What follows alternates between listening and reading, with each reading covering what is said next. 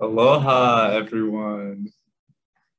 Can you guys hear us? Awesome. Sweet. All right, so we're glad to have everyone here today. Welcome back to our Seasider series. As always, my name is Caden Hines, and I am a student assistant here at ISS. And with me today, This is Jake from Korea, and I've been working here for a month. he's very excited about his 1 month anniversary. All right, but I'll go ahead and share our screen and we can go ahead and begin. All right, so today we'll be talking about the post-arrival checklist. So basically what you should do after you have arrived on campus, and yeah, just all the things that you should make sure to get done. And yeah, as always, we have to do our intro video now.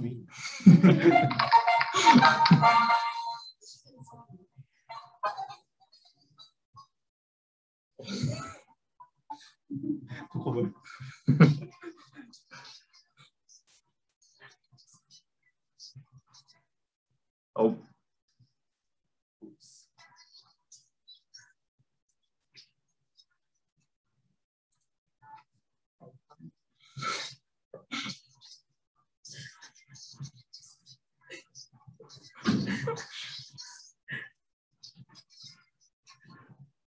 Awesome. I love the song. It's actually a Korean song.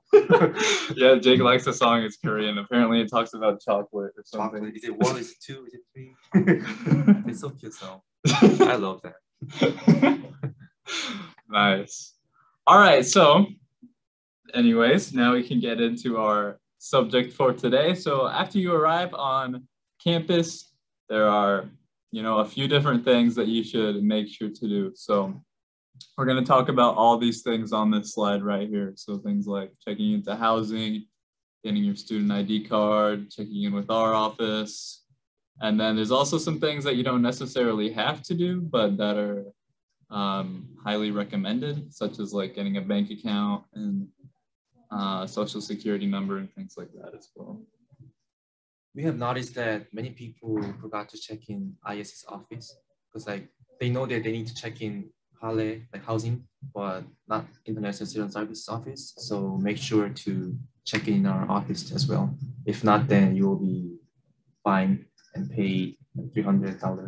So yeah, that's probably the biggest thing we want to emphasize in our thing today is make sure to check in our office after you get here, because we've been having some problems with that recently. And we'll talk about that more later as well. All right, so first we'll talk about checking into housing. So in our Seasider series yesterday, one of the last things we talked about was finding your transportation to campus. And so we can kind of start directly where we left off. After you arrive to campus, probably one of the first things you will do is check into your housing. And so checking into housing, at least from my experience, is pretty simple.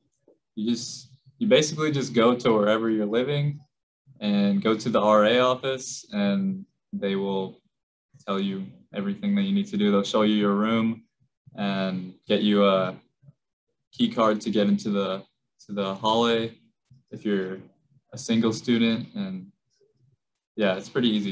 You basically just go to where you're living. And so yeah, like I said, if you're a single student, you'll go to the hallways. If you're a married student, you'll go to TVA, and they have their own office that they can check you in at. And if you're off campus, then I don't think there's so much of a formal check-in process. It's the same for every off-campus housing location. But one thing that you do need to make sure to do if you're living off campus is to upload your contract to the housing office. So they want to know where everyone's living. And if you have any specific questions or if you want to know more information, then you'll want to contact the housing office or see their website at residentiallife.byu.edu because we are not over housing, so we don't know all the specifics. But we just wanted to let everyone know that one thing you want to do is check into housing. And about quarantine, but when I came here in April, and I should be quarantined for 5 days, even though I was what do you call that? Injection. Vaccinated.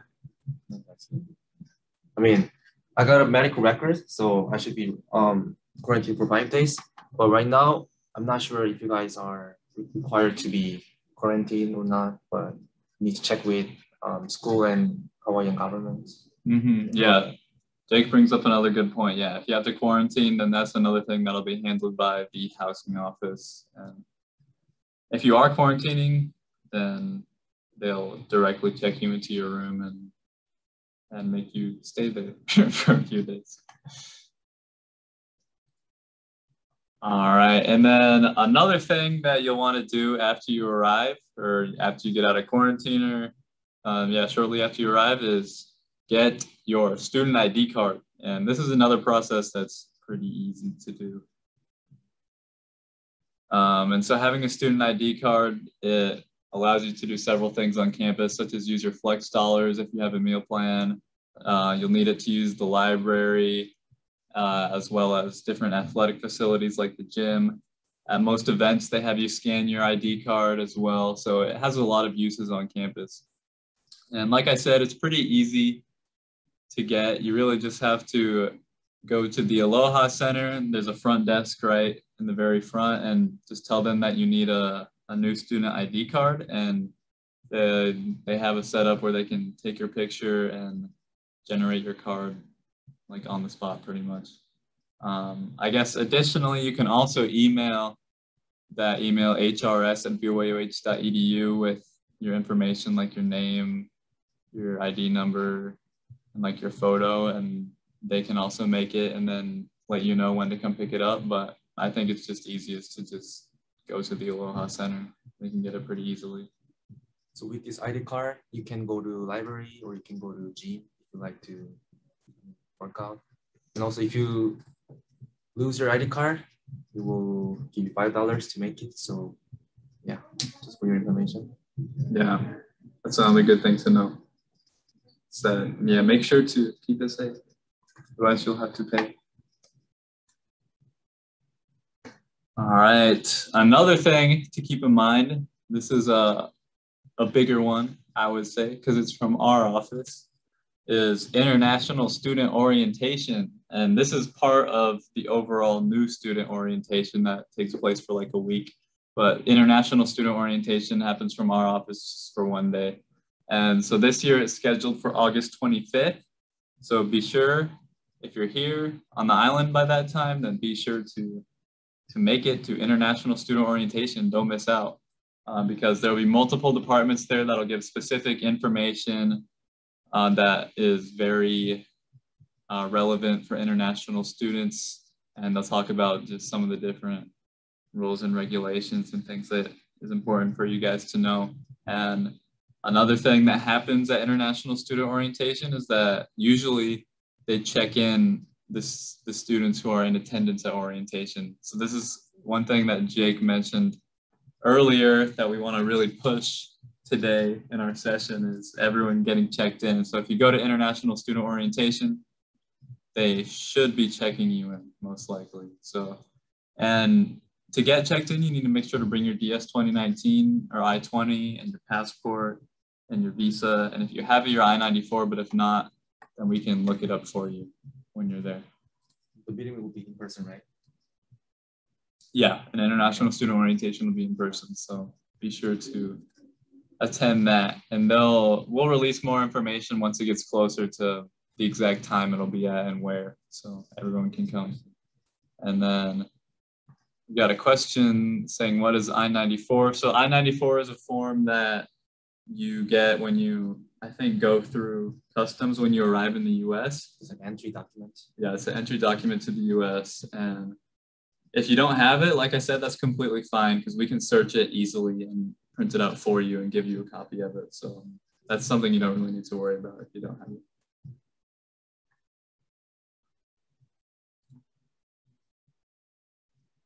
All right, and then going along with the international student orientation, we mentioned checking in. If you miss international student orientation or aren't able to check in there, then you can always come into our office and check in here as well.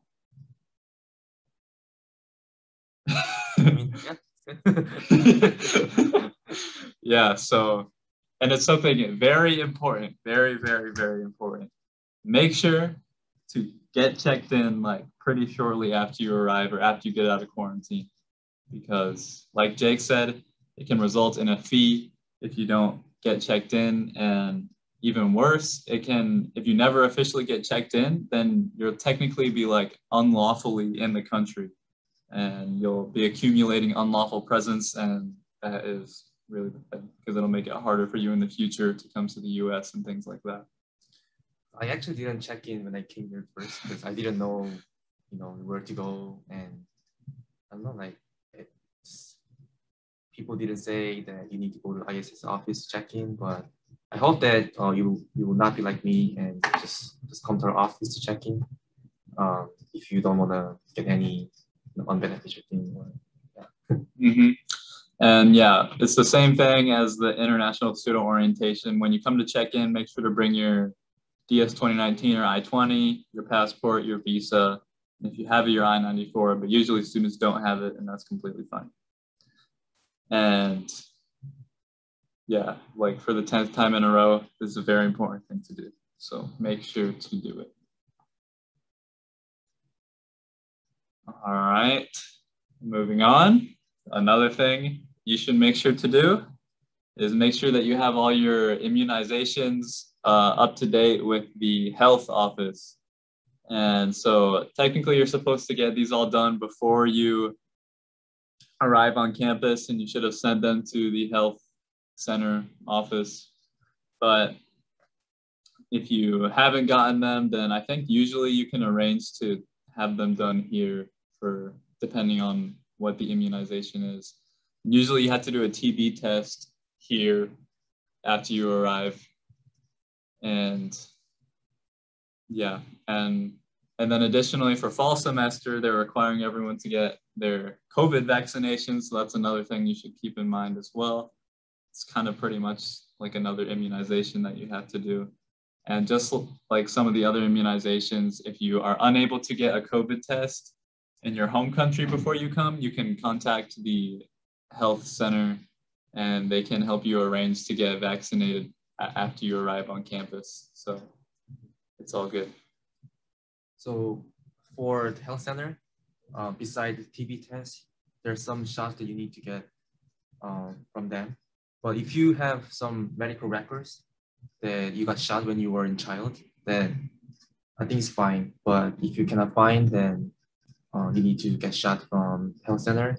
And some shot is like $200 and it should be done twice. So just make sure to check with health center and to see what kind of shot you need to get when you arrive here. And if you have medical record, then you can bring it to the health center so that you don't need to pay for those shots again. Mm-hmm. And yeah, thank you, Jake, for that. And if you have specific questions about the immunizations or about COVID vaccines, then the health center is the one to contact for that, because just like the housing questions, our office is not over these things, so we only know like the general information, but specific stuff we don't really know that much about. So you want to contact the health center for those. All right. Yeah, another thing you'll want to do after you arrive is to pay your tuition or other fees that you have. And so this is a thing that usually there's like a deadline to pay tuition. And if you don't pay it by that deadline, then there'll be a hold put on your account and you won't be able to register for classes for next semester until you pay all your outstanding fees. So that's why you'll want to make sure to pay that off before that deadline. Usually it's not like right at the beginning of the semester, so it's not something you necessarily have to do like immediately, but it's something to get done sooner rather than later. And so to pay the fees for your account, you can use your student center, and you can find that at byuh.edu/mybYUHstudent.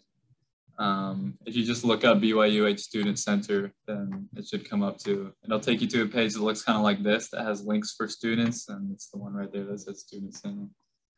And once you go in the Student Center, there'll be a bunch of different like buttons and links in your Student Center, but right in the center, there should be a part that says make a payment, and if you have any charges, it'll say them right in this box right here.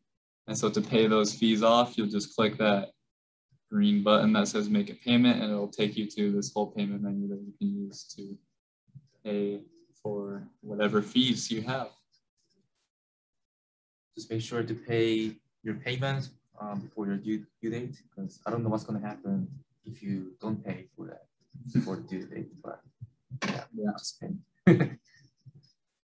And then someone said, is there a way we can pay it here on campus for fees? Yeah, so Karis, who is also in the room right now, but is not in the video, says that you can go to the cashier office as well to pay for certain fees. So they have an office on campus, and you can work with them, I guess, to pay things physically as well. Sweet. All right, and then we mentioned earlier the International Student Orientation, and like I mentioned, that's a part of the overall new student experience. And so this is just basically a program for all the new students that are arriving each semester, and they have a bunch of activities designed for helping the new students get to know campus and all the different resources and things available to them. And so this semester, new student experience is scheduled for Monday, August 23rd to Tuesday, August 31st. So they'll have events going on all throughout that week, basically. And it's not something that none of the events I think are absolutely required, but they're highly recommended to attend because, for one, if you're brand new, you probably don't have that much else to do before school starts. And probably more importantly, they give you really important information and good things to know that will help you in your academic career here. And so they have a mix of activities. Some of them are aimed around helping you know some of the resources and things on campus, and some of them are just more fun activities as well. So they have a welcome ceremony where the president comes and speaks to everyone, all the new students. They usually do a tour of campus for new students where they show you all the locations on campus. They do a Holokai fair, which is where they talk about the different majors and minors and how to plan your classes and things like that. And then, like I said, there's International Student Orientation as part of this week. And then some of the fun activities they usually have are like a hub night. They have a dance usually. Sometimes they have a beach activity, things like that. So when I came here first, I couldn't attend those meetings because I came here right after my admissions. But one of my friends who attended those meetings told me that it was a great opportunity to make friends or get to know about other stuff provided by each different department. So as Kaden mentioned earlier, it's not mandatory, but it's highly recommend you to attend those meetings so that you can keep yourself updated and you can make friends or make connections with others. Mm-hmm. Yeah, that's a very good point that Jake makes as well. So that it's a great way to meet other new students. All right, and then moving on, like we mentioned, so those are all the things that we are either you really have to do or that are extremely recommended. Now we'll talk about things that are also still highly recommended, but you could technically survive without them. So one thing that's recommended for students is to get a phone number. and a US phone number once you're here. So having a phone number, a phone plan will obviously allow you to communicate a lot more easily with other people on campus. And yeah, and if you've had a phone before, then you will probably want one here as well. But this is something that, what's wrong with that? This is something that is really through an outside company. I mean, the school doesn't have a BYU Hawaii phone carrier, so it's something that you'll have to kind of do on your own. You'll have to kind of buy on your own. So you can just research on your own through some of the different phone companies like Verizon, AT&T, T-Mobile, all those things. Usually you can find them online and purchase them. And if you want to buy a phone, then there's places on the island. You might have to go to like into town, into Honolulu sometimes to buy a phone. And if you already have a phone and you just need a phone plan, then the BYUH bookstore also they offer phone plans that you can buy through T-Mobile. And I think the plans are cheaper than normal because they're like a student plan. So like I said, the school doesn't straight up provide it, but they have this resource that'll get you a phone plan with T-Mobile to help you if you would like to do that. So the bookstore is in Aloha Center, and when you go to Aloha Center, you can see some promotion given by T-Mobile or other phone carrier. So just for me, I changed my carrier two months ago to T-Mobile, and I need to pay just only $15 per month. So if you want a cheaper plan, you can go to bookstore to ask if there's cheaper plan or promotion, something like that. Mm-hmm. And then, someone asked for the last slide, I think. Do you have to wear a mask during the new student experience? So probably yes, but I mean, we can't say for sure because we're not the ones planning the whole thing. So for those who are fully vaccinated, they don't need to wear a mask outside, but they need to wear a mask inside. Yeah, if it's an activity that's outside, there's a better chance that you won't have to wear a mask. But if it's for any activities that are indoors, you're probably going to have to wear a mask. I mean, even though the fall semester is going to be in-person semester, I don't think, I think we still need to wear a mask inside. Yeah. So I think the state of Hawaii actually just barely passed some legislation like with more strict rules about gatherings with COVID and stuff. So yeah, most likely plan on wearing a mask, probably. But for outdoor activities, you're not required to wear masks.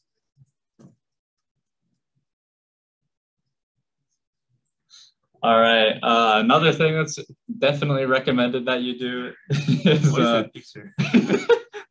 The picture. I just looked at a bank account and I saw this picture and I thought it was cool. So. I like it. That's a rapper. I like it. He has a big bank account. But anyways, another thing that's recommended for everyone to do is to set up a US bank account once you get here. And so having a bank account here will give you a number of advantages and will help you out a lot. It'll allow you to have a debit card, which you can use to pay at pretty much any place that requires payment.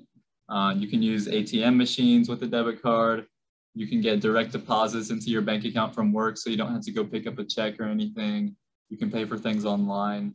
So it's really, really useful to have a bank account set up here in the US. And there's a few different banks that are near campus. So the closest bank is located in Foodland, actually, which is the grocery store right in town here that you can walk to. It's the American Savings Bank, so you have the option of setting up an account with them. There's also in Kahuku, which is the town next to us. It's like a less than 5-minute drive away. There's a couple different banks. There's First Hawaiian Bank and Kahuku Federal Credit Union. But regardless of what bank you choose to set up with, usually to set up an account, they'll require you to bring your proof of identification. So that's like your documents like your DS 2019, your passport, things like that. Proof of enrollment, US address, which would just be your school address. And they require a minimum deposit usually to set up the account, which is usually around $100. And yeah, it's something that's definitely highly recommended. Just like a phone plan though, it's something that you'll kind of have to do on your own. Like you'll have to research it kind of on your own. So when I came here first, I needed to go to Kaneohe, which is an hour away from Laie, because due to COVID, the American Savings Bank in Footland was closed. But right now they're opening up and there will be customer service and they can help you.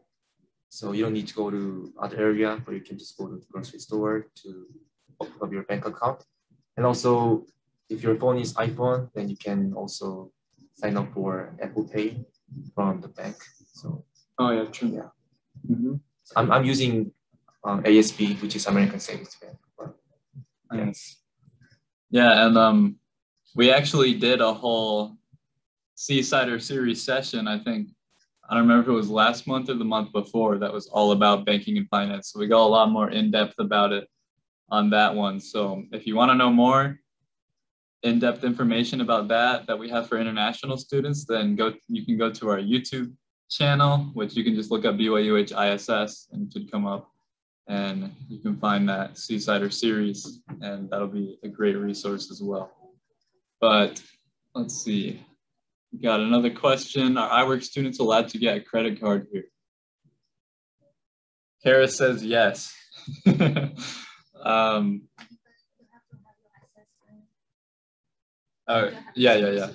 You got to, so to get a credit card, you have to apply for a credit card, and there's certain like student credit cards that you'll probably have to try to get, because a credit card is different than a debit card. But yeah, I guess Karis, who is our resident iWork student, says that they are allowed to get credit cards. Just you'll have to make sure you have a social security number to apply for it, and a job and stuff. So, and a bank account. So if you want a credit card, you definitely have to set up a bank account. All right, and then speaking of social security, we also recommend that you get your social security number set up. And if you want to work on campus, then you'll be required to set up a social security number. So if you're iWork, you'll have to do it. And if you're just getting a job and you're not iWork, you'll still have to do it as well.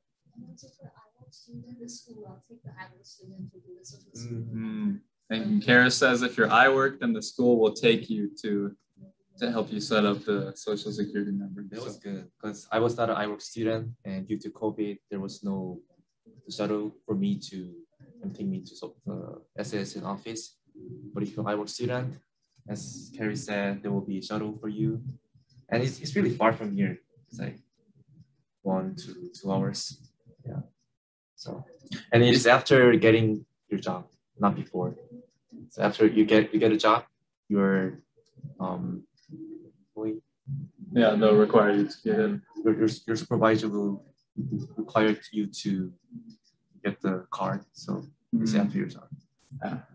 And so just for general information, it's when you get your social security number, it'll be a 9-digit number that you get, and it's used for your tax information and for identification from the U.S. government and other things. So it's a really important number. So once you have your card, you'll want to keep it safe, and you don't want to just give it away to anyone, because it's a part of your personal identification, and so it's something that you don't want to just share with anyone.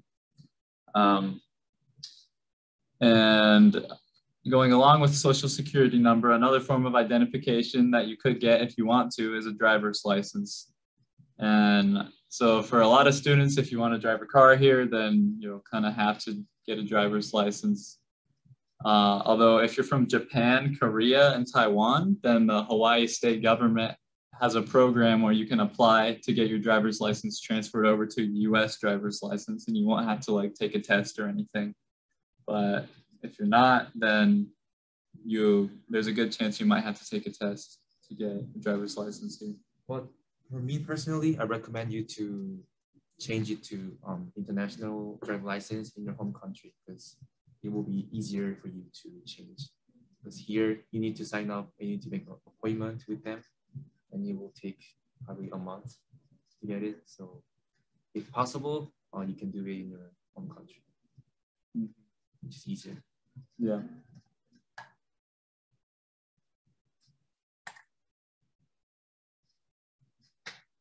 Another thing that we recommend for new students to get involved with is all the different student organizations on campus. So especially as school starts in the fall, there will be a number of different clubs and organizations that'll be starting up and accepting new students to join. And yeah, there's a bunch of different clubs available on campus for students to participate in. And they're a great way for you to have fun, meet new people, and learn new things, learn about different cultures and things like that. So there's a couple different kind of general types of clubs. There's cultural chapters, which are clubs dedicated for like specific countries. So there's like Chinese chapter, Indian chapter, European chapter, things like that. Korean chapter. So if you're from those countries, and those are a great thing to join to connect with other students from your country, but it's also really recommended for you to join chapters that are from other countries as well, because it's a great opportunity for you to meet students from other countries and to learn about other cultures as well. So it's a really good opportunity because anyone can join any chapter pretty much. I guess like students usually want to join their country's chapter, but as he said, you can try to join other countries as well. Yeah. Yeah, it might not be like super comfortable for you to just go to a completely different country chapter, but it's like a great experience. I was in Mongolian chapter one semester, and that was super fun. And I'm in Indian chapter with our worker Vinay right now. Really? Yeah, I haven't done too much with it, but okay. I am a member. Okay. And Karis, who's from China, says she was in Korean chapter. So yeah, it's a great thing to do.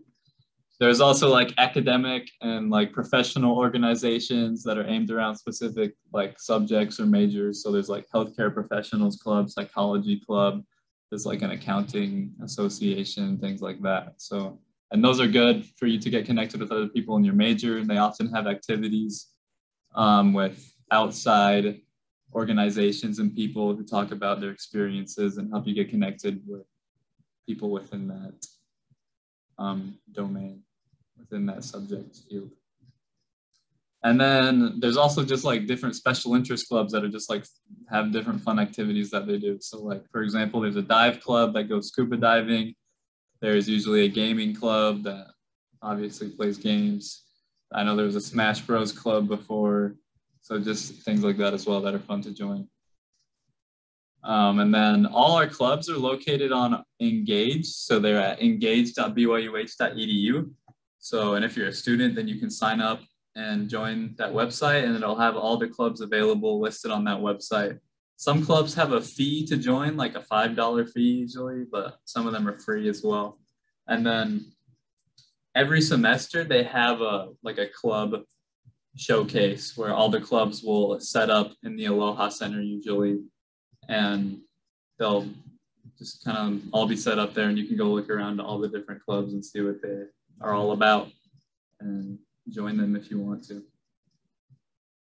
And then just like our banking that we talked about, we also did a Seasider series way early on, like one of my very first Seasider series that we did when I was a brand new worker here. We did it about the different clubs. So if you want more in-depth information about the clubs, then once again, look at our YouTube and look for that video about our club, about the clubs here. I think this is the last thing we had to talk about. So another thing that we encourage students to do is to get employment, because it's good to make money, and it's a great way to just get experience in different fields that you work in. And obviously, if you're iWork, then you're going to be required to work on campus and at PCC as well. But even if you're not iWork, like we said, we encourage everyone to, try a job. It's a good thing to do. And so the main way, if you're not iWork, the main way to find a job is to use the BYUH job board, which is online. You can, if you just Google BYUH job board, it should come up and it'll take you to a page that I don't know where's my mouse? There it is. That looks like this. And so then if you're already employed somewhere, then you click this one. If you're not, then you would click this external job board for student jobs. And then it'll take you to a page that has all the available jobs listed out. And you can click on them and read more information about what is required in the job, and you can apply to them right there on that page.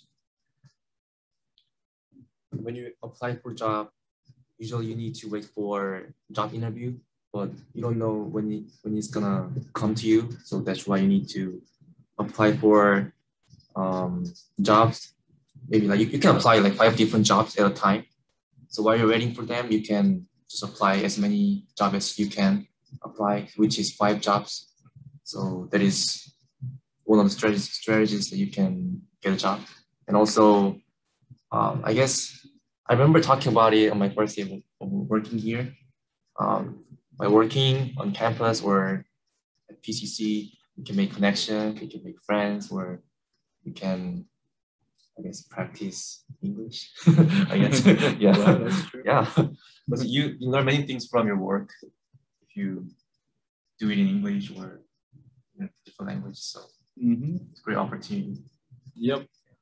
And yeah, like Jake said, you can apply to up to 5 jobs at a time on the job board. So make sure to take advantage of that. And then just some regulations that for international students is that international students are not allowed to work off campus. So you'll have to make sure to work on campus or at PCC. And during the school year, the max you can work is 19 hours per week. And during breaks, you can work up to 40-hour weeks. And then I know for at least J1 students, you have to get authorization from ISS when you get a job. So you just have to bring in a form that gets signed. It's pretty easy. And then just like some of our other 2 slides, we did an even more in-depth Seasider series about working as an international student. So for more in-depth information on that, once again, see our YouTube with the recording of that meeting. And I think, yeah, that was Jake's very first day and he was in that video. Yeah, so if you want to see baby Jake. Then... I'm still baby. I'm still learning. Baby Jake. And we got a question, are iWork students still need to work at PCC before getting a job on campus? I'm not sure because of COVID if that's still a rule or not. Do you know, Karis? Well, but I first came here, yes, that wasn't yeah. Yeah, normally that's for sure a rule. But so right before coming here, I work at PCC, and they told me that for iWork student, they are required to work at PCC at least like 6 months. But right now, I think you're not required to anymore. That's what I heard from my supervisor. Even though I'm not iWork student, I was curious about it. So I think you're not required to, but you can check with iWork office or school. I think when they have the new student orientation, and then they will have like the iWork student orientation, and then they will mention that for sure. That's a good point. Yeah, true. For iWork, yeah, they'll have an iWork orientation, and they should talk about that there. And yeah, that's just something that you'll probably want to ask the iWork office about because they'll know more than us. So if you attend the orientation meeting, then you can bring your question and ask. And then we got another question. And yeah, that's everything we have. So we're open for questions now. We have one question already that says, do we have to apply for I-94 online before heading to BYU, Hawaii? I don't think so. Yeah, I don't think you have to apply for it before. You should be able to just, because It's a form that you get once you enter the US. So it's not something that you would have before you enter the US. It's just basically a record that says that you came into the US. So it's not something you need to apply for before you come. But that is when traveling to this is different from student and visitor.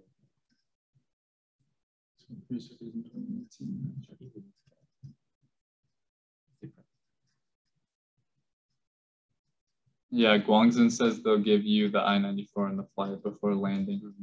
So, because if it is your first time to come to campus, then you need to get your new I-94, because for NPC and for school, it's like totally different purpose. Yeah, and you'll get a new I-94 once you come here as well. So, but yeah, I don't think it's something you have to apply for before. And then they also asked, do you have to bring SNN from their country for, like SSN, social security number? We're talking about. To go to police office to apply for SNN. Yeah, I don't think you have to bring that. Like a social security number from your home country. Yeah, no, don't need that. I mean, like, it might be good to bring with you, just to have with you, but like, it's not something that you will need to get a new social security number here or anything. Can I ask a question? Very quick. So, my major class is like doing something like planning stuff, and then I kind of dropped classes because like earlier, I think schools ask us to add some classes to make it like 12 credits at least, and so that later on you can change it later on. But I cannot drop, or I cannot add some classes because like some reason. But any kind of like solution for this situation, because like I need to get to when I get to the fall semester, and I will start everything new, right? So one time I needed to drop my classes, but due to problems from health centers, I was not allowed to drop my classes. But you can check with your academic advisor and to see how you can drop or add. Yeah, so usually the reason you can't add or drop classes is because there's some kind of hold on your account. Like we talked about how if you don't pay for certain fees by the deadline, they can put a hold. And like Jake said, maybe for immunizations and stuff, you could have a hold. So there's some different reasons why you could have a hold. But if you go to that student center that I talked about, it'll say what holds you have on the side. So if you do have any, it'll be there. If it's a problem with something else, then like Jake said, contact your advisor and they'll be able to help you add or drop classes as well. Okay, thank you.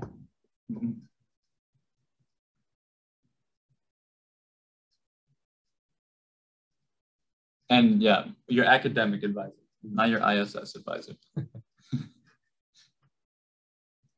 Any other questions from anyone?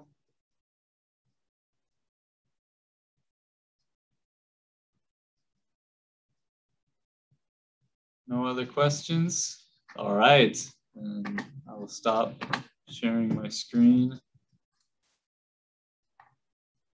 And we want to thank everyone for coming to our Seasider series for today. We hope it was useful information for you. And like we said, the main thing to emphasize, make sure to check in once you are here on campus. It's not something you necessarily have to do like right away, but pretty shortly after you arrive, you will want to make sure to come to our office and get checked in.